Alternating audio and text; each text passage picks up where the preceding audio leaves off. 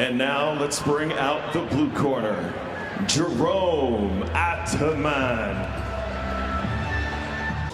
What's up? It's Jerome the Kumba Man Ataman, fighting out of 10th Planet Riverside, the training mat Merino Valley. Oh, I'm feeling great, man. I'm ready to take this fight wherever I want to go. You know, I'm ready for everything that's going down. I see he has, he seems to be a good fighter, a young, maybe a possibly up-and-coming fighter, but it's not going to be his night tomorrow night. Jerome Ataman. Welcome back to South Point Arena here in Las Vegas, Nevada. John Morgan alongside Ron the Yak Man Yakovetti. Tuff-N-Uff, the future stars of mixed martial arts. And we're bringing you now about from the flyweight division. This is Jerome, the Kumba Man Ataman, who we have seen here in the Tuff-N-Uff cage before.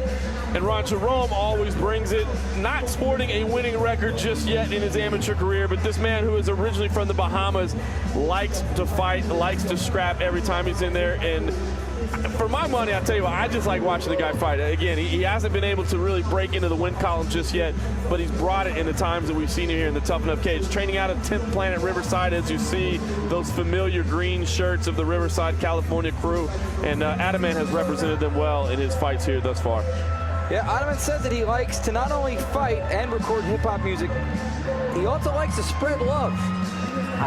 Somehow I don't think that's what he's here to do tonight. Not right now so much, but you know, when he's not in the cage. Ataman is an interesting character. He looks up to fighters of a wide variety. Muhammad Ali, Hoist Gracie, Bruce Lee.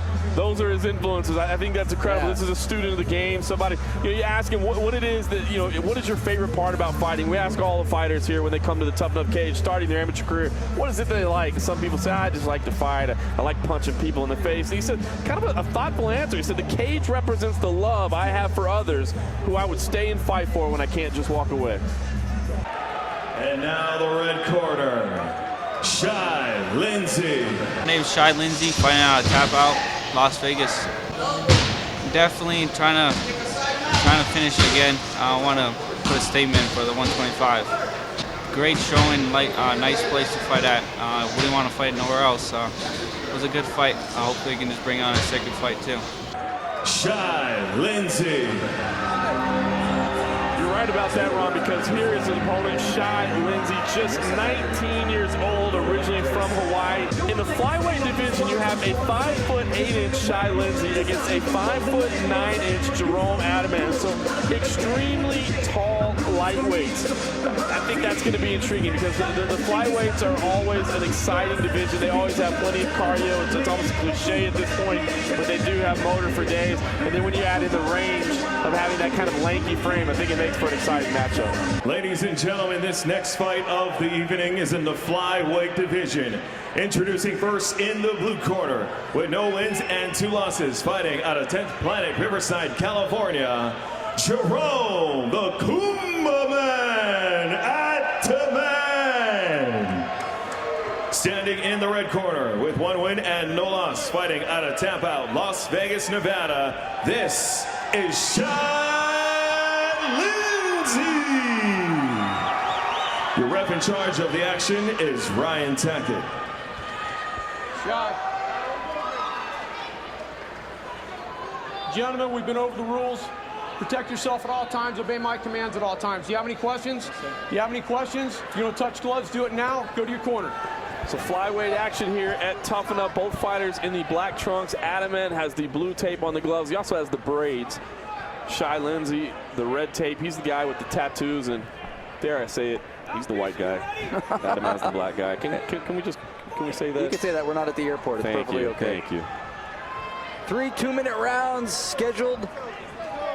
And interesting, too, already to see Ataman lowering himself to the height of Lindsey, giving up his height, wide base, not fighting like a tall fighter. No, that's something that you really have to get used to with your body. And Ataman, you're right, is fighting down to Shai Lindsey's level. That's something you want to get away from. you know, looking at heavyweight action in the UFC this weekend, Stefan Struve is a fighter that I think early in his career didn't use range to his advantage, and he's starting to do so. Exactly. Use the physical attributes that you have. Oh, Ataman teeing off there, at least using those physical attributes. Landed a few punches inside there. Now pushing in. You can see Lindsey defending well against the cage, covering up, not absorbing a lot of punishment, but certainly Ataman's offense is scoring points in the eyes of the judges. He's swarming him a little bit, is Ataman, and that's okay because that will win him the scorecards at the least. He's making Lindsey defend, and he's actually doing very well on the inside, where you would think his attributes would be more given to the outside, but it doesn't mean that he has range and he can't fight on the inside. He's proving that. Oh, nice knee in return there from Shai Lindsey. Lindsey looks to be the stronger fighter just based on physical stature, but Ataman is showing that he's able to hang in those inside clinch battles. 40 seconds remaining in this opening round. There was a knee to the groin. Look. Shot to the twig and berries by Ataman. Yeah, you know, it looked like it initially hit the thigh, but maybe slid over there. Obviously, Shai Lindsey, I don't think fighters really, you know, fake those blows to the groin. Absolutely. Yeah. I don't know that I've ever seen somebody intentionally throw one of those shots. It's simply just aiming at a moving target. Action resumes. Ataman back to his wide base, low stance. There's a kick. Lindsey picks it off. Ataman's got to watch too when he throws those shots. His head was down, he wasn't looking. Lindsey's going to time that. Yeah, Lindsey looks like he's studying right now, trying to figure out the movements of Ataman. Again, that rangy body, he's striking that odd stance, throwing those kicks to the body, throwing the punches from odd angles. Lindsey looks like he's having a little trouble figuring it out right now. I almost wonder if what threw Lindsey off a little bit in that round was the fact that Ataman was not using his physical attributes. He probably assumed that the guy was tall and lanky was going to fight that way. When he didn't, he's like, well, wait, what is he throwing at me? Yeah, and again, Ataman, who looks the weaker fighter, just looking at their physical build, didn't show that when they clinched up against the cage.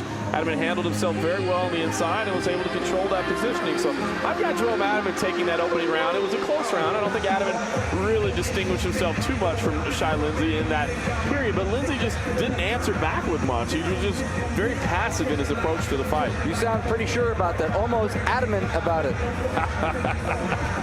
I couldn't resist that. Nice, that was good, that was good. I couldn't resist, but I agree with you too. I think Ataman did a lot to do to secure the opening round. But Lindsey, interesting, even though I would agree with that Ataman did enough to win that round, going into the next round, I don't think Lindsey's fighting out of the hole either. I think he could really start this round on a level playing field. He just needs to do more. But he's not at a deficit. Not yet. So both fighters in the black trunks, Ataman in the long shorts with the braids, the blue tape on his gloves. There's a kick that Shai Lindsey, of course, in the red tape thought was to the groin again. He's going to make him gun Shai Lindsey if he keeps doing that. Yeah, Ryan Tackett did not agree and told him to fight on. Ataman standing up a little more upright at this point. Yeah, he is.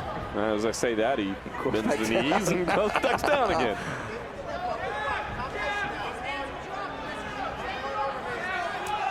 His kicks to the bodies are reddening the torso, uppercut. And there's some nice punches inside as well. That I like Ataman when they're just about at his range. He's looking at shots where he can place them. Here they are again in the clinch. Ataman again handling himself well, firing off knees. Lindsey doing the same, but he's got his back to the cage.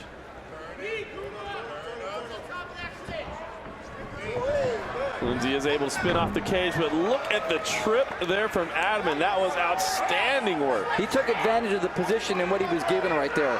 That was an opportunity of being aware. It really was. Now Lindsey looks like he's going to sneak around to the back. Did have the back momentarily, but Ataman spun in instantly.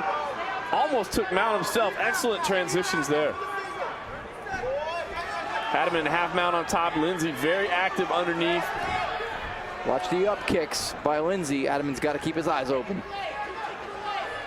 So far, awareness and effective aggression have given him this fight, in my opinion. Absolutely, Ataman just standing over his opponent right now. That's got to be nightmarish to have a guy like that with the dreads hanging over you, taunting you. Ryan Tackett allowing quite a bit of time on his back. Finally does call for the restart. Just 10 seconds left.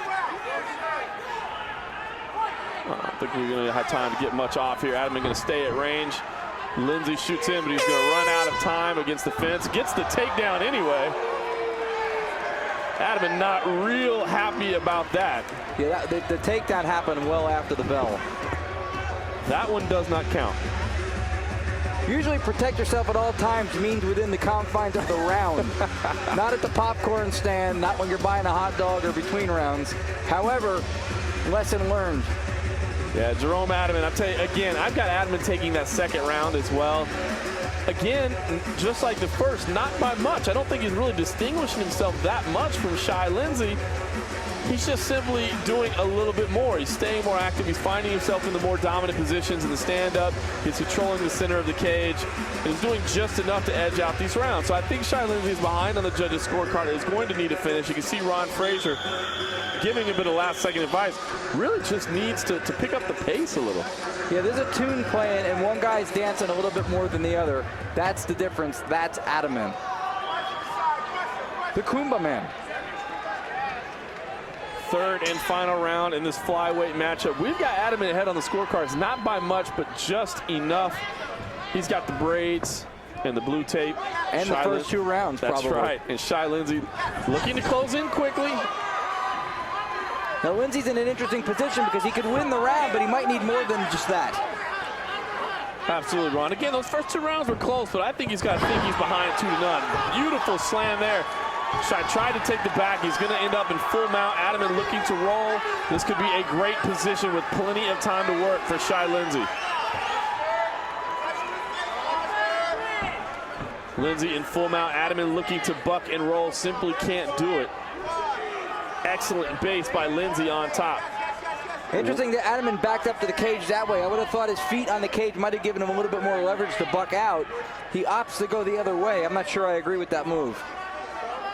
Yeah, Lindsey has a very firm base on top, but like you said, Ron, I've got him behind 2-0. I think he's going to need something a little more special than just riding out the position.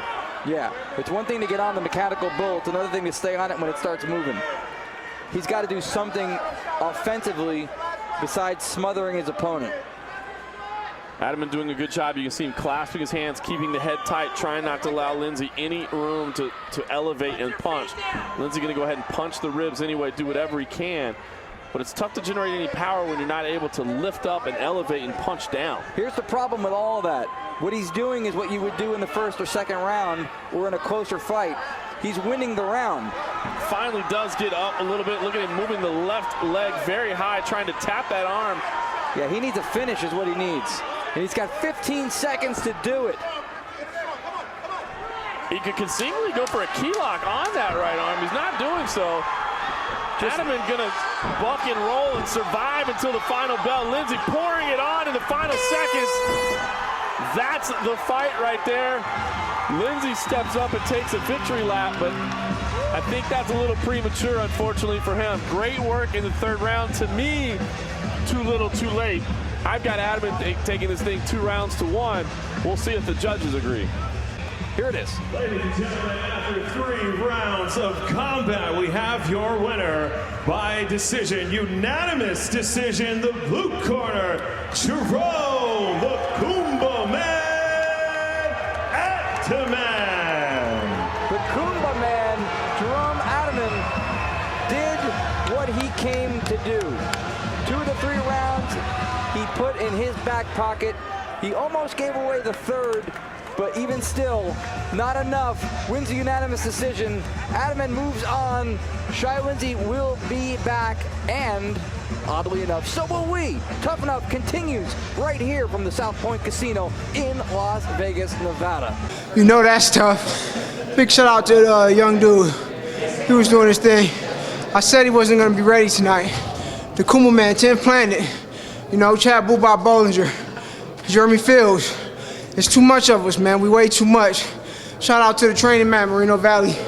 All my training partners, Trace Gage, Chad Foster, Sean Bollinger, all my people, we coming.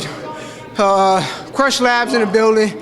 Black Mountain, we coming. Check out my webpage, Proving the Ghost Host. We dropping music on you on top of all that. Man, my game plan was everything, man. I got the best coaches in the world.